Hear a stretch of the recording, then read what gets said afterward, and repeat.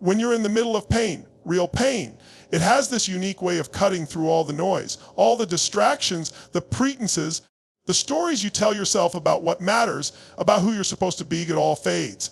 You're left standing there, raw, exposed, and face to face with what's actually important. That's one of the gifts of pain that we don't talk about enough. It clarifies, pain doesn't just break things apart. It breaks illusions. It forces you to see the truth, not just about your circumstances, but about yourself. Think about it. When everything's comfortable, we can convince ourselves that things are fine. We can ignore the misalignment, the compromise, the internal contradictions. Pain removes the luxury of denial. It demands honesty. It asks, what really matters to you? And it doesn't accept a rehearsed answer. I've seen people, high achievers, brilliant thinkers, go through their whole lives chasing things that didn't actually matter to them. Success, validation, image, approval. And then life hits. A betrayal, a diagnosis, collapse of something they built their identity on. Suddenly, that chase doesn't mean what it used to. And what rises in its place is something real, something solid, a return to what's true. In that moment of pain, there's often a quiet voice inside that finally gets heard. Maybe it's been whispering for years. This isn't who you really are. Or, you're meant for more than this. But we drown it out with business, with surface-level wins, with keeping up appearances. Pain comes in and silences everything else so that voice can finally speak clearly. That's why some people say their darkest moments became turning points.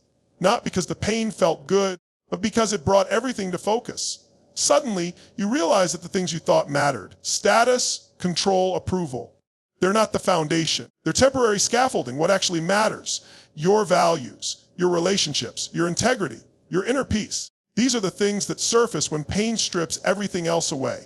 And it's not always dramatic. Sometimes it's subtle. You lose motivation. You feel a quiet kind of H, not a scream, but a heaviness. That's still pain talking. That's your system saying something's off, something's missing. Pay attention.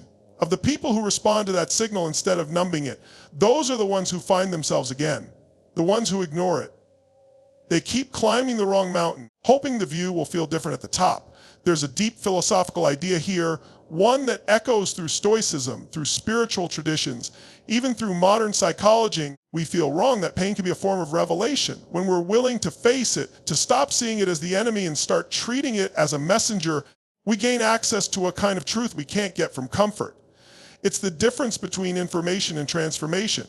This is what I mean when I say pain clarifies what really matters. It removes the inessential. It forces you to ask questions like, what am I willing to suffer for? What values am I actually living by? Who do I want to become? Not just when life is good. When life is hard, these are not questions we ask when things are going smoothly, but they're the most important questions we'll ever answer. And here's where the shift happens. When you allow pain to clarify your values, you begin to realign your life around what's actually meaningful. You stop wasting energy on things that don't nourish you. You stop chasing validation. You stop pretending to be someone you're not. And that shift, though it often begins in pain, ends in freedom. Because when you know what really matters, decision-making becomes easier. Boundaries become clearer. Your sense of purpose becomes unshakable. And stress, confusion, burnout, those things begin to fade, not because life gets easier, because your alignment gets stronger. You know who you are. You know what you're here to do. And that clarity makes you powerful. So if you're in a season of pain right now, or if you're carrying pain from the past, don't rush to get out of it. Don't bypass it.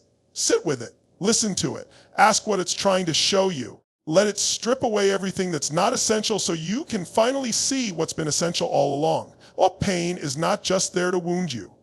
It's there to wake you when we feel wrong. And once you wake up to what really matters, you'll never live the same way again.